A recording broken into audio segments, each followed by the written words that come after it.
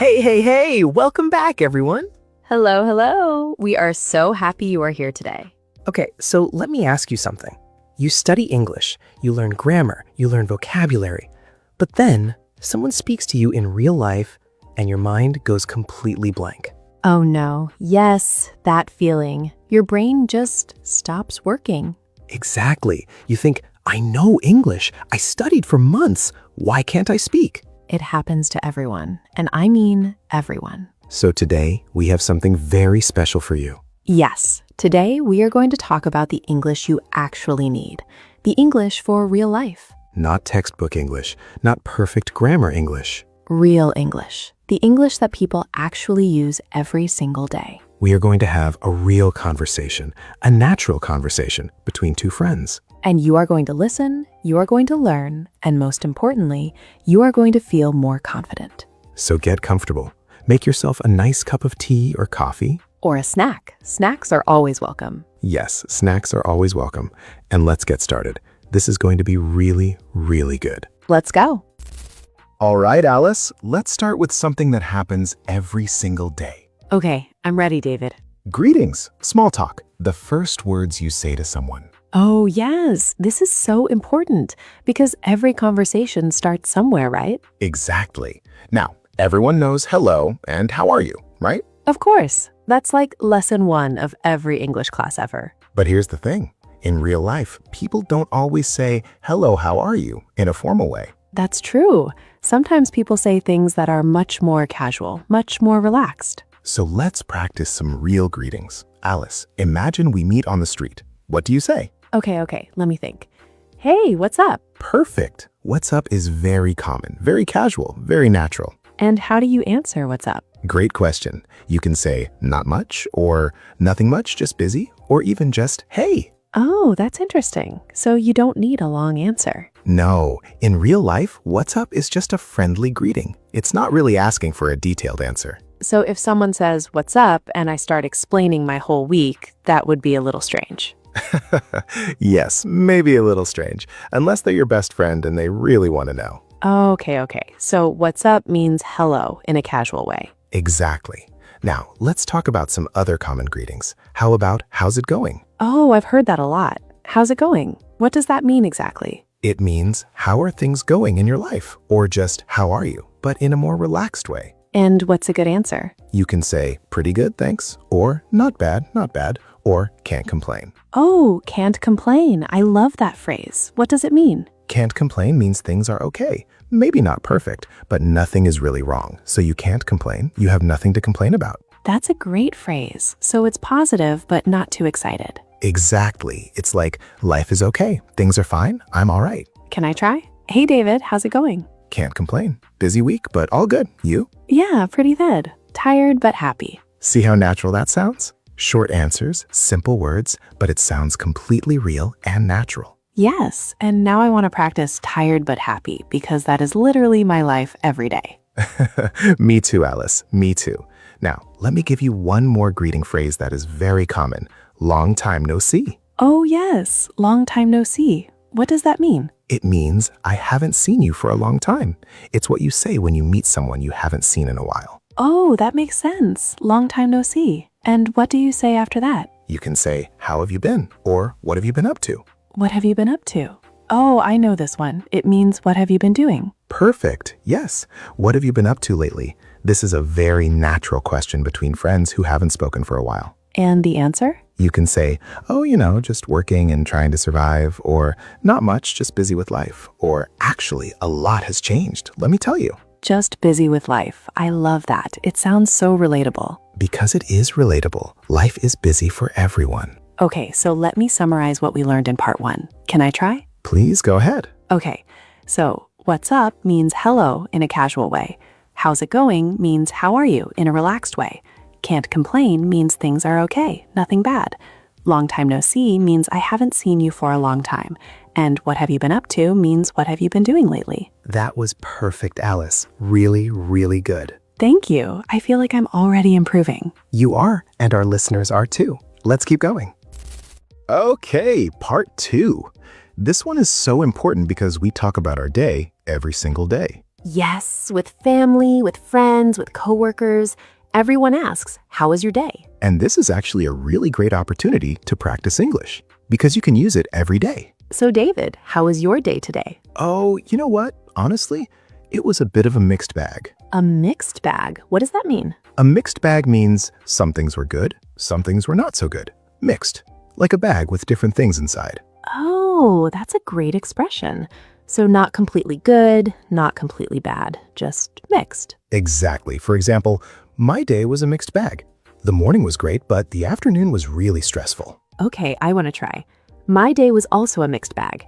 I had a great breakfast, eggs and coffee, my favorite. Excellent start. But then I was stuck in traffic for 45 minutes. Oh no, stuck in traffic. That's a very important phrase. Say it again slowly. Stuck in traffic. Good. Stuck in traffic means you are in a traffic jam. You cannot move. You are just waiting and waiting. And it's so frustrating. I was just sitting there, not moving, looking at other cars. We all know that feeling. Now, how do you describe a good day? What words can you use? You could say, today was a really good day, or I had a great day. Yes, and you can add details.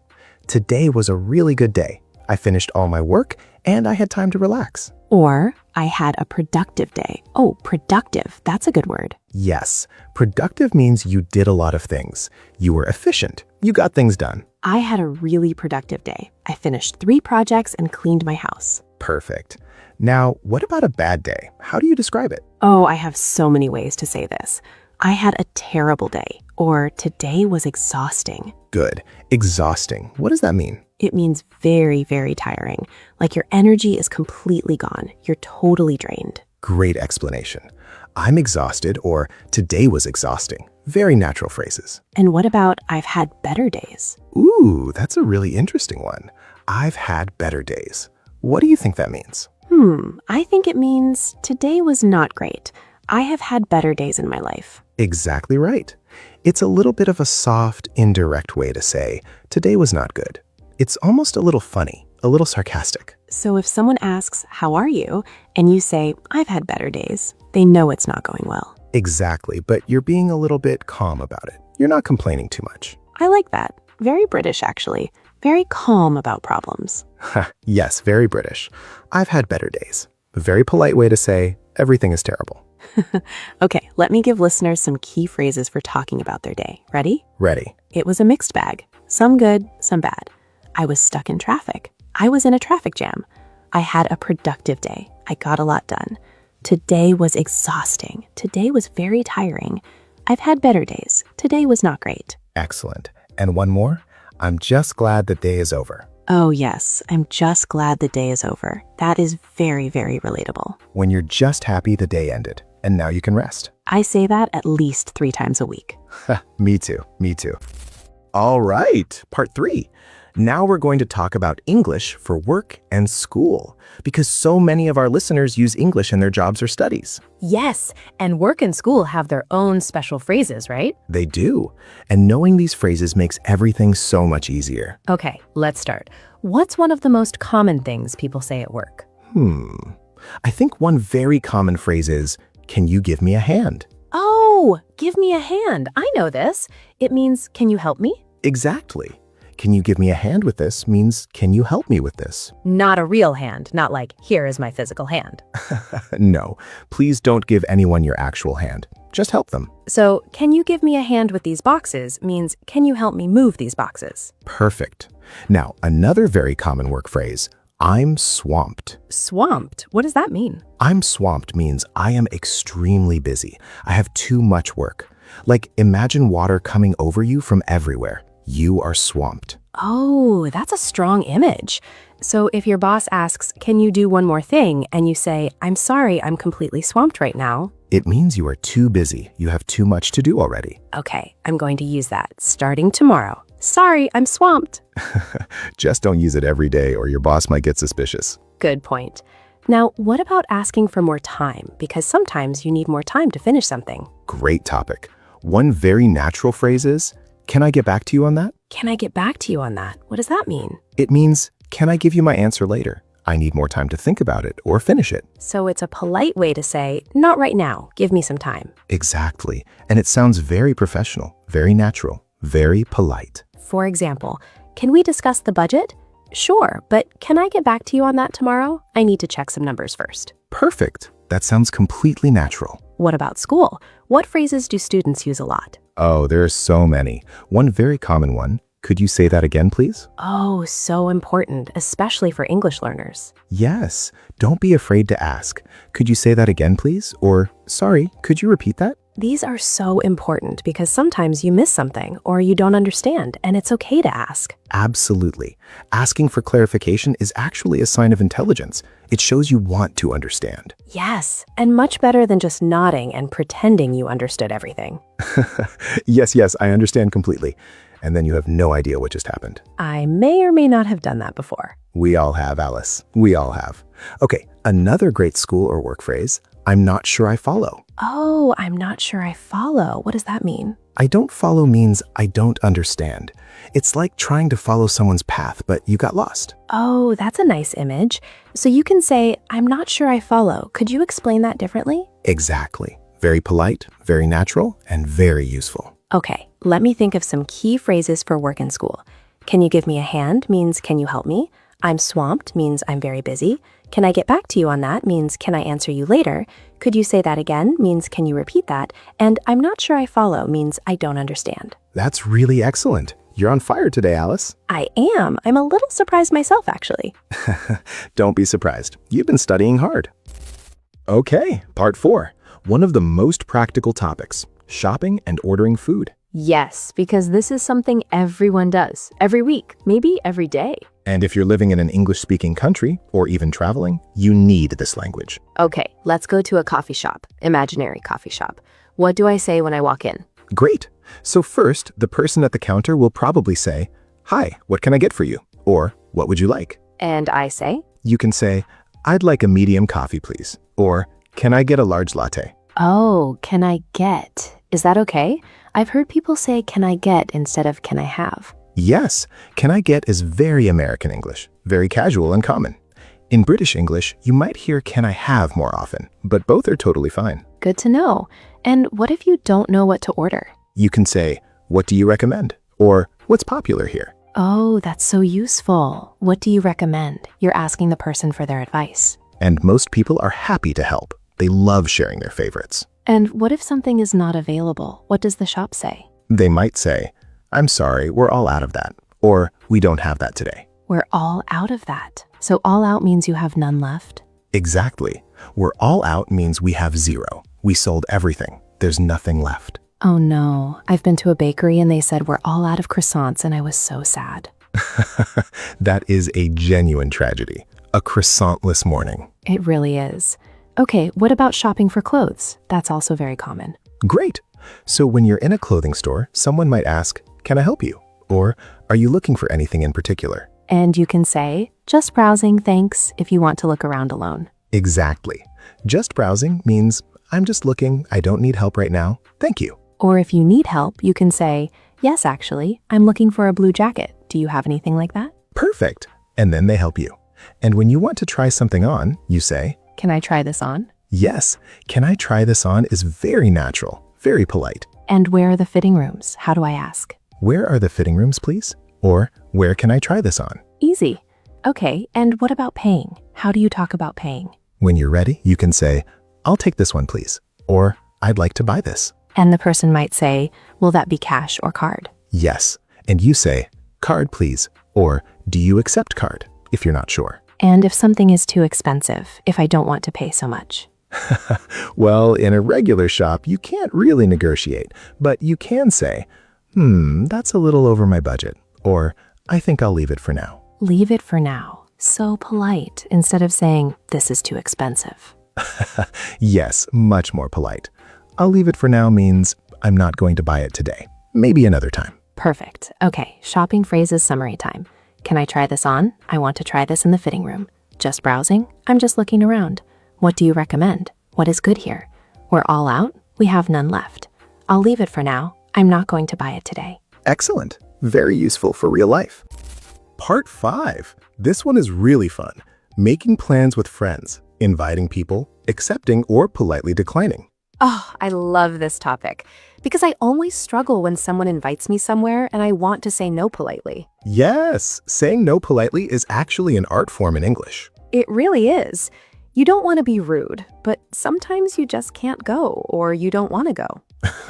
Sometimes you just want to stay home. Exactly, and that is completely valid. Okay, so let's start with making an invitation. How do you invite someone somewhere in English? You can say, "Do you want to hang out this weekend?" Or, "Are you free on Saturday?" Great. Hang out. What does that mean? Hang out means to spend time together in a relaxed way, like going to a cafe, watching a movie, walking around the park. Perfect. Very casual, very friendly. Do you want to hang out? Or more formally, "Would you like to join us for dinner on Friday?" Yes. Would you like to join us? Is a bit more formal, more polite. And how do you accept an invitation? You can say, that sounds great. I'd love to. Or, sure, I'm in. Or, count me in. Count me in. Oh, I love that. What does that mean? Count me in means include me. I want to come. I'm part of the group. That's such a positive phrase. Count me in. Very enthusiastic. Yes, and the opposite, count me out, means don't include me. I'm not coming. Ah, count me out. Okay, I'm going to use that when someone suggests something I don't want to do. Just be careful with who you say it to. Good advice. Now, how do you say no politely when you can't go somewhere? Great question. Some natural ways to decline. I wish I could, but I have plans already. Or, that sounds fun, but I can't make it this time. Or, I'd love to, but I have something on that day. I have something on. What does that mean? I have something on means I have plans. I have something happening. I'm busy. So it doesn't mean something is physically on you, like a sticker. No stickers. It just means you're busy. You have plans. Sorry, I can't make it. I have something on this weekend. That sounds so natural. It really does. And it's polite. You're not saying I don't want to come. You're just saying you're busy. What if you're not sure yet? What if you need to check? Perfect. You can say, let me check my schedule and get back to you. Or, I'm not sure yet. Can I let you know by tomorrow? Let me check my schedule. Very professional, even if your schedule is just your phone and your memory. Yes, even if your schedule is just whether you feel like going out or staying in pajamas. Exactly. Let me check my schedule just sounds so organized and responsible. And people respect that. It shows you're thoughtful. Okay, social English key phrases. Do you want to hang out? Do you want to spend time together? Count me in. I want to come. I can't make it. I can't come. I have something on. I'm busy that day. Let me check my schedule. I need to see if I'm free. Perfect. And remember, these phrases work in person, on the phone, and even in text messages. Yes, so useful for every kind of communication. Part 6, feelings and emotions. This is such an important part of communication. Yes, because we feel things all the time, and being able to talk about your feelings in English, that makes connections deeper. Absolutely. And it also helps you understand what other people are feeling. So let's start simple, basic emotions. How do you say you're happy? Well, of course, I'm happy, but there are so many other ways. You can say, I'm thrilled, or I'm over the moon, or I'm on top of the world. Oh, these are so expressive. I'm over the moon. What does that mean? Over the moon means extremely happy, jumping with joy, like you're so happy you flew over the moon. That is such a beautiful image. I'm over the moon. And on top of the world means the same, feeling the best you've ever felt, the happiest, the most confident. I love these. Now, sadness. How do you express feeling sad without just saying I'm sad? You can say, I'm feeling a bit down, or I'm not feeling myself today, or I'm a little blue. I'm a little blue. That's interesting. Blue means sad? Yes, in English, blue is often connected to sadness. Feeling blue means feeling sad or low. Interesting. So the color blue has that emotional connection. Yes, and I'm not feeling myself means you feel different from usual, not your normal self. Maybe tired, maybe sad, maybe just off. I'm not feeling myself today. That's so relatable. Some days you just feel different. Exactly. And what about stress? Because stress is so common in modern life. Oh, stress. Big topic. You can say, I'm really stressed out, or I'm overwhelmed, or I'm under a lot of pressure. Overwhelmed, what does that mean exactly? Overwhelmed means you have so much happening that you can't handle it all. Like too many things at once and your brain is full. That's a perfect explanation. I'm overwhelmed with work right now. Or everything is happening at once and I just feel overwhelmed. And under pressure means you feel the weight of expectations from work, from family, from yourself. I've been under a lot of pressure lately. Very natural. Now, what about when you're excited? Excited is a beautiful emotion. I'm so excited, or I can't wait, or I'm really looking forward to it. Looking forward to something is a beautiful phrase. It means you're excited about something coming in the future. I'm looking forward to this weekend, or I'm really looking forward to meeting you. So positive and so common in everyday English. And how do you ask someone about their feelings in a caring way? You can say, "Are you okay?" Or "Is everything all right?" Or "You seem a little quiet today. Everything okay?" Oh, you seem a little quiet. That's so thoughtful. You notice the person without being too direct. Yes, it's gentle. It opens the door for them to share if they want to. And sometimes people just need someone to notice. Exactly. A small observation can mean a lot. Okay, feelings and emotions key phrases. I'm over the moon, extremely happy. I'm feeling a little blue, feeling sad. I'm overwhelmed, too much to handle at once. I'm under pressure, feeling stressed from expectations. Looking forward to, excited about something in the future. You seem a little quiet, a gentle way to check on someone. That was beautiful, Alice. Really? Thank you. I actually learned some things today too. That's the best kind of teaching. Okay, part 7. Now we're going into real intermediate territory, giving opinions, discussing topics, having real conversations. Yes, this is where a lot of learners feel nervous because they know what they think, but they don't know how to say it in English. Exactly. So we're going to give you some great phrases for sharing your opinion politely. Let's start. How do you give your opinion in English? Simple ways to start are "I think," or "In my opinion," or "I believe." Easy enough. I think learning English is important. Or, in my opinion, sleeping early is the best thing you can do. Great examples. Now, what if you want to sound a little more careful, a little less direct? You could say, it seems to me that, or from my point of view, or as far as I'm concerned. As far as I'm concerned, I love that phrase. It means based on my perspective or in my opinion. As far as I'm concerned, the most important thing in communication is honesty. Perfect. Sounds very thoughtful and mature. Now, what if you disagree with someone? How do you disagree politely? Great question. Because disagreeing rudely can damage relationships. You want to be honest but kind. Exactly. You can say, "I see your point, but I think," or "I understand what you mean, however," or "That's an interesting perspective, but I feel differently." Oh, I see your point, but this is great because first you're showing you heard them, you understood, and then you share your different opinion. Exactly. It's respectful. It's mature. It shows emotional intelligence. And what if you partly agree? Not fully agree, but not fully disagree either. You can say, "I agree to some extent, but," or "There's some truth in that, however," or "You have a point, but I also think." I agree to some extent. That's so useful because in real life, things are rarely completely black and white. Exactly. Most things are somewhere in the middle, and this phrase reflects that. Okay, let's have a mini debate just to practice. You say something, I'll respond. Okay, I think social media is more harmful than helpful. I see your point, David. There are definitely negative effects, but I think it depends on how you use it.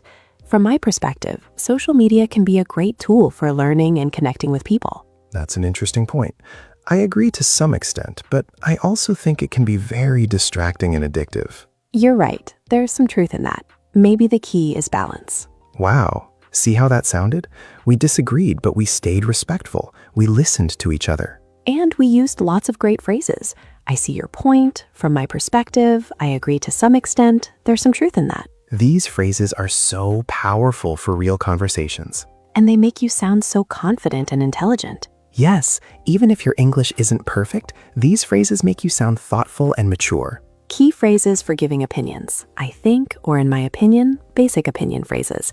As far as I'm concerned, a thoughtful way to share your view. I see your point, but polite disagreement. I agree to some extent, partial agreement. There's some truth in that. Acknowledging what's right about another person's idea. Fantastic. These phrases will change how people see you in conversations.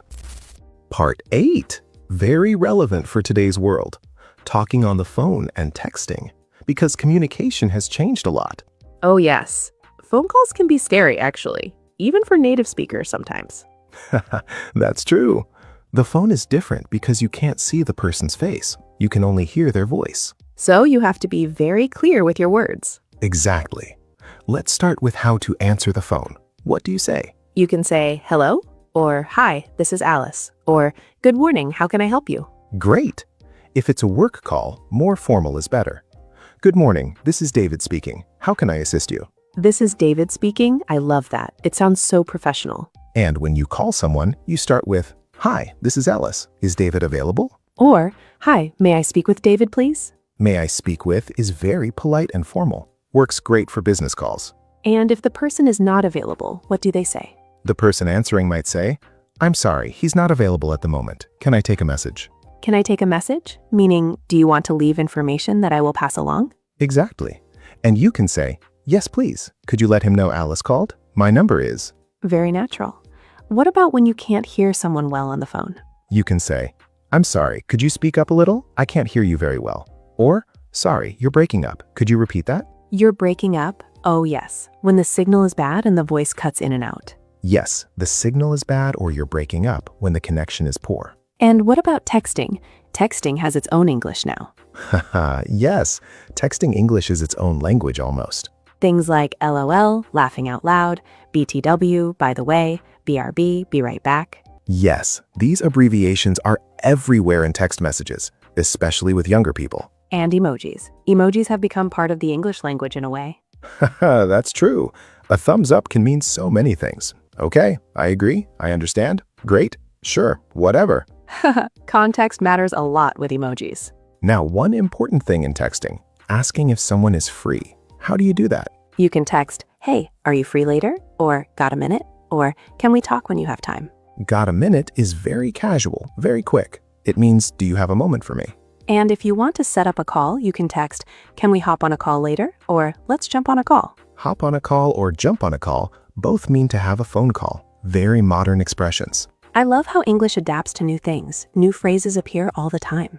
It does. English is a living language, always growing, always changing. Key phrases for phone and texting. This is Alice speaking, professional way to introduce yourself. May I speak with? Polite way to ask for someone. Can I take a message? Offering to receive information. You're breaking up. Bad signal on phone. Hop on a call? Have a phone conversation. Got a minute? Do you have a moment for me? Perfect. And one more. I'll call you back, meaning I will return your call later. Yes, very important. I'm in a meeting. I'll call you back. Part 9. Now we're getting into something everyone faces, problems, and how to solve them, and how to apologize. Oh, apologizing. Such an important skill. Because mistakes happen all the time to everyone. Yes, and knowing how to apologize properly in English can actually strengthen relationships. So let's start. How do you apologize in English? The most basic, I'm sorry, but there are many ways to say it better. You can say, I'm really sorry about that. Or I sincerely apologize. Or I'm so sorry. That was my fault. That was my fault. Very important. It means I take responsibility. I made the mistake. People really respect that when someone takes responsibility without making excuses. Absolutely. And the opposite, making excuses, is something people don't respond well to. Right. If you say, I'm sorry, but, and then give a long explanation, it doesn't feel like a real apology. Exactly.